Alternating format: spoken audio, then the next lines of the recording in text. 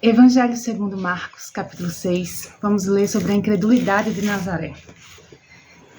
Começa assim: E partindo dali, de Cafarnaum, chegou à sua terra, Nazaré, e seus discípulos o seguiram. E chegando o dia de sábado, ele começou a ensinar na sinagoga, e muitos ouvindo-o se admiravam, dizendo: De onde vem a este homem estas coisas? E que sabedoria é esta que lhe foi dada? E como se fazem tais maravilhas por suas mãos? Não é este o carpinteiro, filho de Maria, irmão de Tiago, de José, e de Judas e de Simão? Não estão também aqui conosco suas irmãs? E escandalizavam-se nele. Mas Jesus lhes dizia: Não há profeta sem honra, senão em sua própria terra, entre seus parentes e em sua própria casa. E ele não podia fazer nenhum outro milagre ali. Somente curou alguns poucos enfermos, impondo-lhes as mãos. E estava admirado da incredulidade deles. E percorria as aldeias vizinhas ensinando.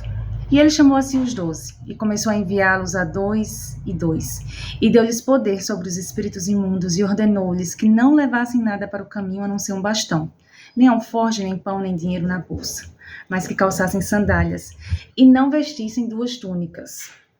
E dizia-lhes: Em qualquer casa que entrardes, ficai nela até partirdes dali. E todos aqueles que não vos receberem nem vos ouvirem, saindo dali, sacudi o pó que estiver debaixo dos vossos pés, em testemunho contra eles. Em verdade vos digo que mais tolerância haverá a Sodoma e Gomorra no dia do juízo que para aquela cidade. E saindo eles, pregavam que o povo se arrependesse. E expulsavam muitos demônios, e ungiam com óleos muitos doentes e os curavam. E ouvindo o rei Herodes a fama de Jesus, porque seu nome se tornara notório, e disse: João, o que batizava, ressuscitou dos mortos, e por isso estes poderes miraculosos operam nele. Outros diziam: É Elias, e ainda outros diziam: É um profeta, ou como um dos profetas. E Herodes, no entanto, ouvindo isso, disse: Este é João, o que eu mandei degolar. Ressuscitou dos mortos. Porque o mesmo Herodes tinha mandado prender a João e mantê-lo amarrado no cárcere, por causa de Herodias, mulher de Filipe, seu irmão, pois ele a tinha tomado por mulher. Porque João dizia a Herodes: Não te é lícito possuir a mulher de teu irmão. E Herodias o espiava. E queria matá-lo, mas não podia. Porque Herodes temia João, sabendo que era varão justo e santo. E guardava-o com segurança e fazia muitas coisas atendendo-o, e de boa vontade o ouvia. E chegando uma ocasião favorável, em que Herodes, no dia de seu aniversário, dava um jantar a seus príncipes e tribunos e aos principais da Galileia, entrou a filha de Herodias, que dançando agradou a Herodes e aos que estavam à mesa com ele. O rei então disse à jovem: Pede-me o que quiseres, que eu te darei. E jurou a ela, dizendo: Tudo o que me pedires te darei, até metade do meu reino. E saindo ela, perguntou à sua mãe: O que pedirei? E ela disse: A cabeça de João Batista. Então ela, entrando rapidamente, pediu ao rei, dizendo: Quero que agora mesmo me deis num prato a cabeça de João Batista. E o rei entristeceu-se muito. Mas por causa do juramento e dos que estavam com ele à mesa, não lhe a quis negar. E enviando logo o rei o executor, mandou que ali trouxessem a cabeça de João. E ele foi e degolou-o no cárcere, e trouxe a cabeça num prato, e entregou a jovem e esta sua mãe. E ouvindo isso, seus discípulos foram e tomaram seu corpo, e o puseram no sepulcro. E os apóstolos se ajuntaram a Jesus, e lhe contaram tudo, tanto o que tinha feito como o que tinha ensinado. E ele lhes disse: Venham vós à parte. É tremenda essa parte. Venham vós à parte, a um lugar deserto, e descansem um pouco.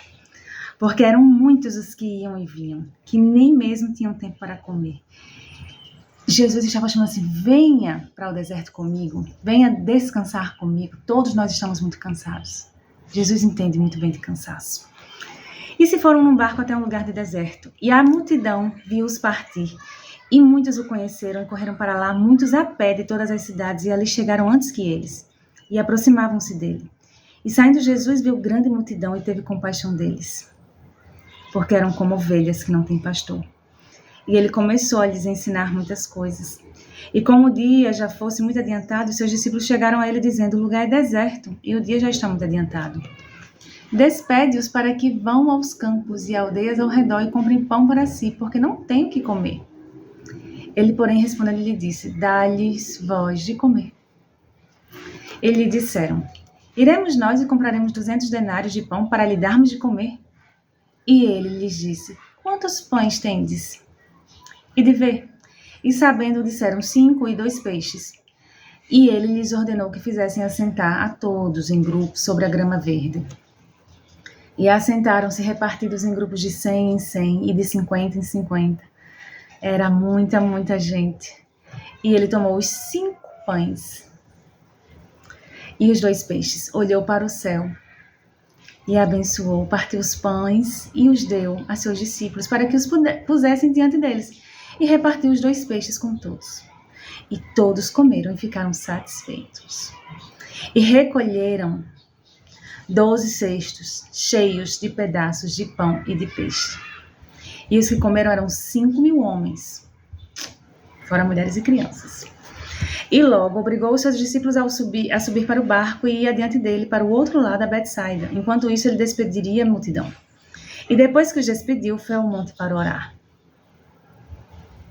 Jesus entende de cansaço, mas ele é o próprio descanso.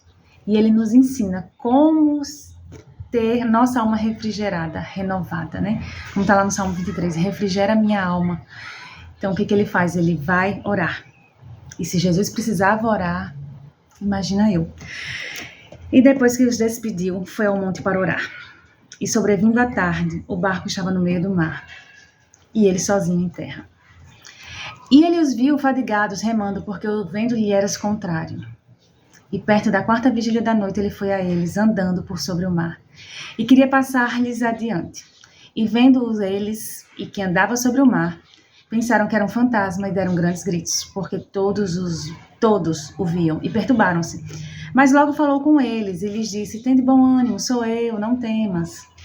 E subiu para estar com eles no barco e acalmou-se o vento. E entre si ficaram muito assustados e maravilhados, pois não tinham compreendido o milagre dos pães, porquanto seus corações estavam endurecidos. E depois de cruzar o lago, dirigiram-se à terra de Genezaré e atracaram ali. E saindo eles do barco, logo o reconheceram. E correndo toda a terra em redor, começaram a trazer de todas as partes enfermos em leitos, aonde quer que sabiam que ele estava. E aonde quer que entrava, ou em cidade, ou aldeias, ou no campo, apresentavam os enfermos nas ruas. E lhe rogavam que os deixassem tocar, pelo menos na orla da sua veste. E todos que tocavam saravam. Gente, quem foi que começou esse negócio de tocar na orla das vestes e ser curado? Lembra? Lembra da mulher do fluxo de sangue? Que determinou em seu coração, creu, que se tocasse na orla da veste de Jesus seria curada. A sua história de fé pode impactar muitos. O seu testemunho de fé pode impactar muitos. Porque nós estamos lendo aqui, no capítulo 6 de Marcos, sobre um costume, algo que as pessoas estavam fazendo porque aprenderam com alguém lá atrás, na história da mulher do fluxo de sangue.